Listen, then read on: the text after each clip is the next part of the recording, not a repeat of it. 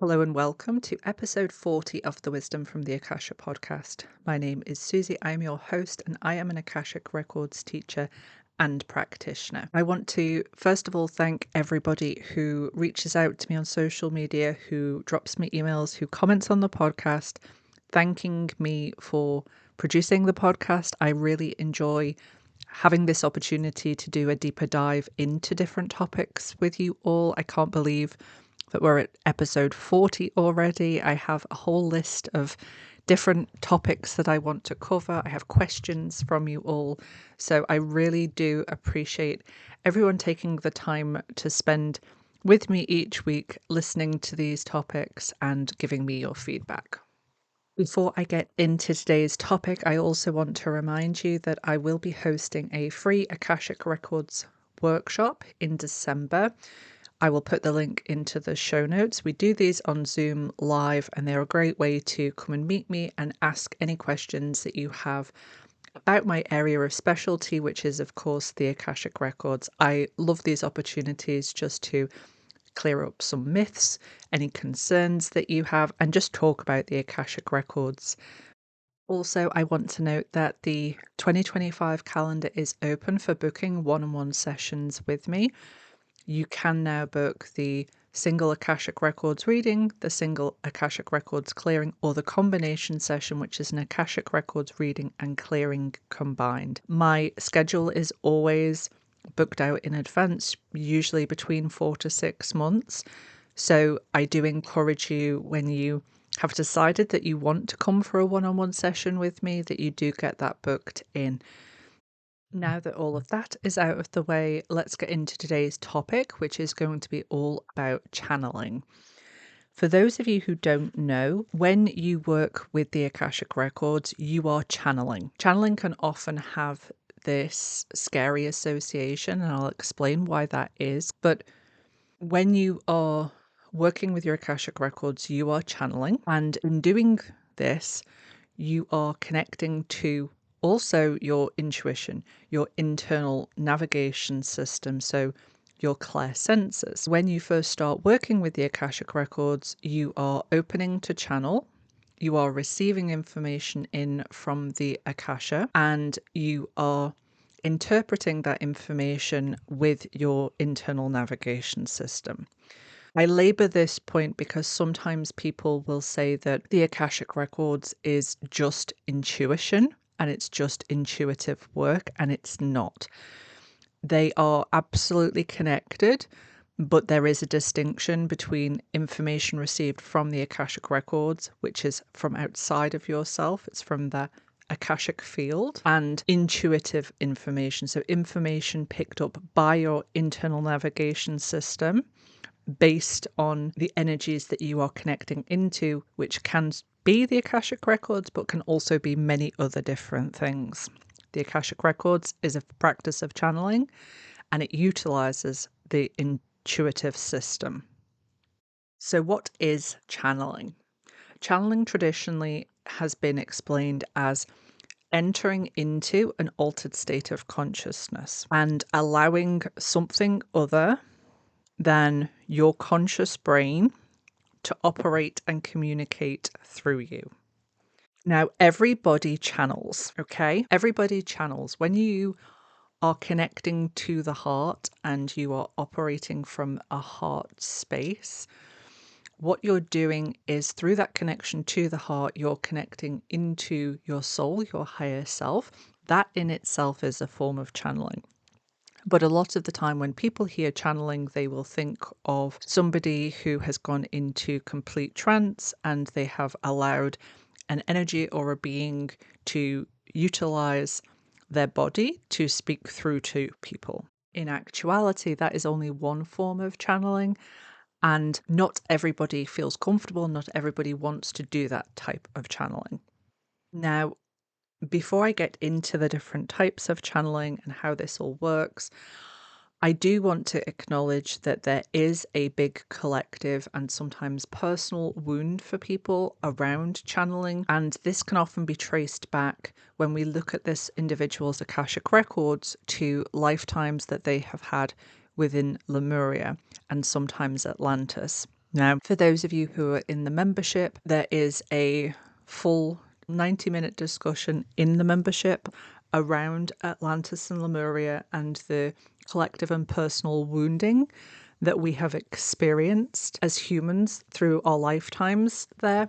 But just as a general overview, in the time of Lemuria, which was a time period on Earth, we as humans and Earth herself were going through a period of densification, a period of materialization. Now, as this densification happened, there was a split in the society of Lemuria where you had certain individuals who just wanted to open to channel and believed that by opening to channel certain things, that it was all coming from source consciousness. It was all coming from higher evolutionary beings.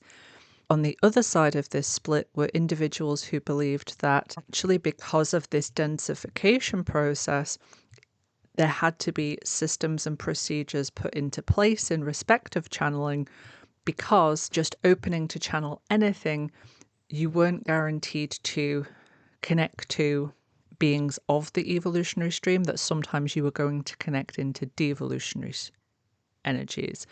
This is the first time that we see the lower astral coming into play, or what you would see traditionally referred to as the eighth sphere. As we move into the Atlantean period, which again is another time period within Earth's evolution and our soul's evolution, this densification continues. So what happens is more and more individuals and groups are connecting into beings of this devolutionary stream.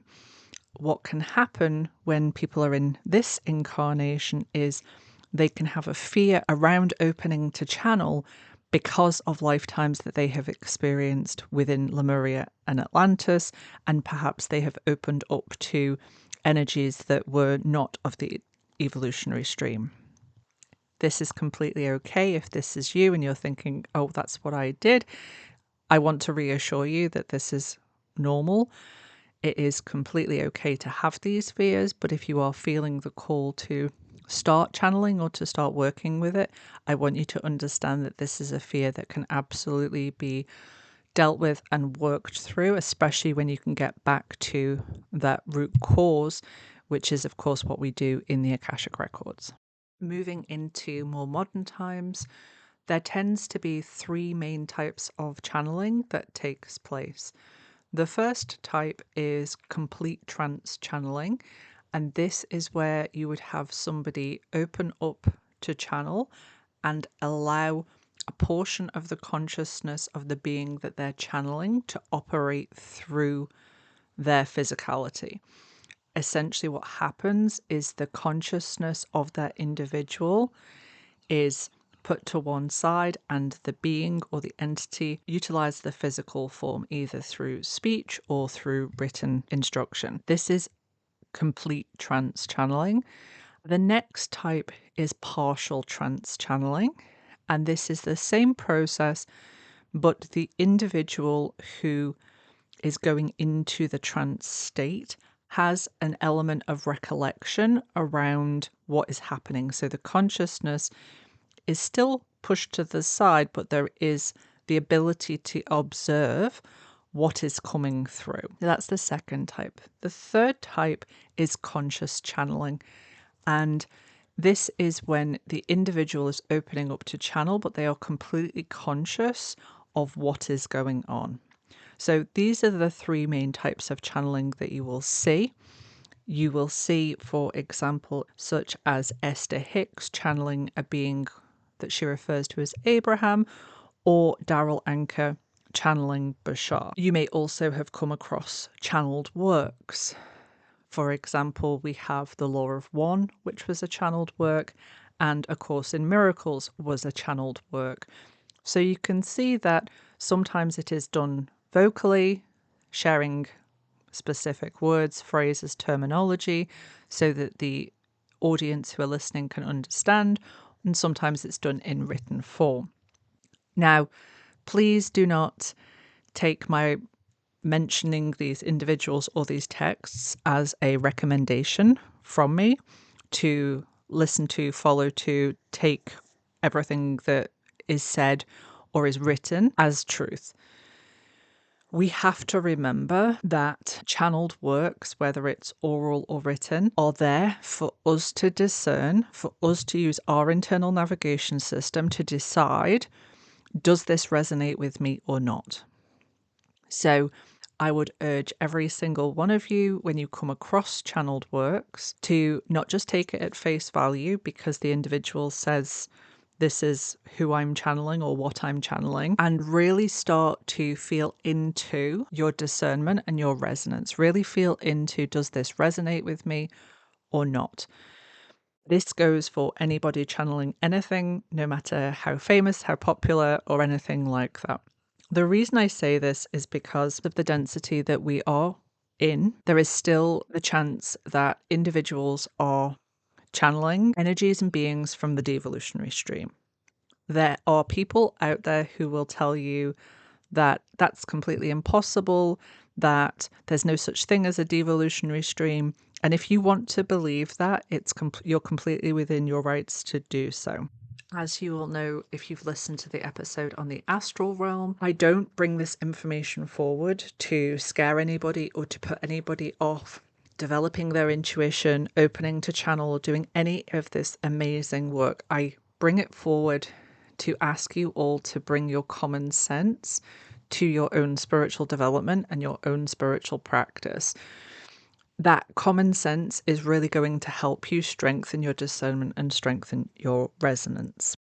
There are certain practices that you can use, such as learning how to go into your own Akashic records, where you can channel and you don't have to concern yourself that you're going to be connecting into the devolutionary stream, because when you work with your Akashic records, you're going to be dealing with the higher spiritual realm, so the fifth dimension and above. And the practice of utilizing in my training a sacred prayer is designed to ensure that you go to the right place. So you go through the astral plane into the higher spiritual planes.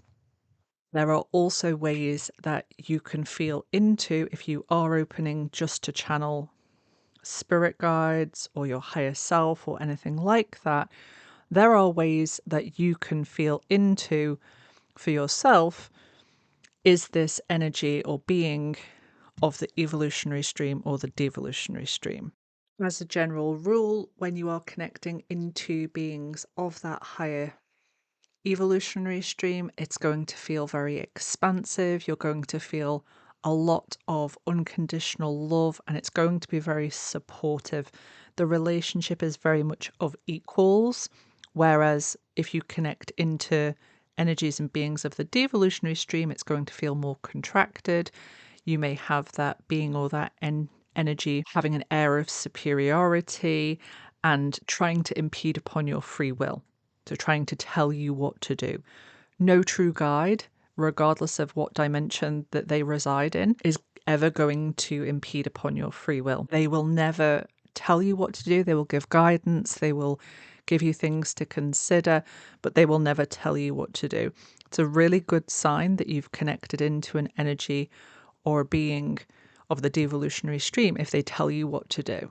I also want to note that if you have been opening to channel and perhaps you've come across one of these energies that is not of the evolutionary stream, please do not panic and please do not think that you are now possessed. Possession is a different topic, which maybe I'll do a podcast episode on if it's something that you are interested in.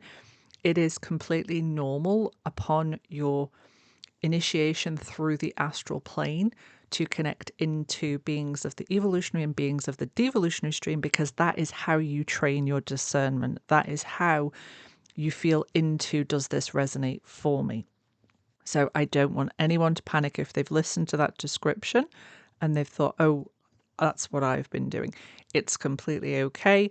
And what you need to look at is you need to look at the level of consciousness that you're going to connect into and learn how to not connect into those devolutionary energies anymore. So to sum up, everybody can channel. You all will channel at different times in your life. especially those of you who are creative, who are writing music, channeling, writing, whatever it is that you're doing, you're all channels and everybody has the ability to be a really good channel. For those of you who want to learn a method of channeling higher information with a method that offers protection and that's going to ensure that you're in those higher spiritual realms, definitely consider coming along to the next Akashic Records training. My next level 1 training is open for registration. The dates are there on the website, and I would, of course, love to see you all there and help you to introduce you to channeling your Akashic Records.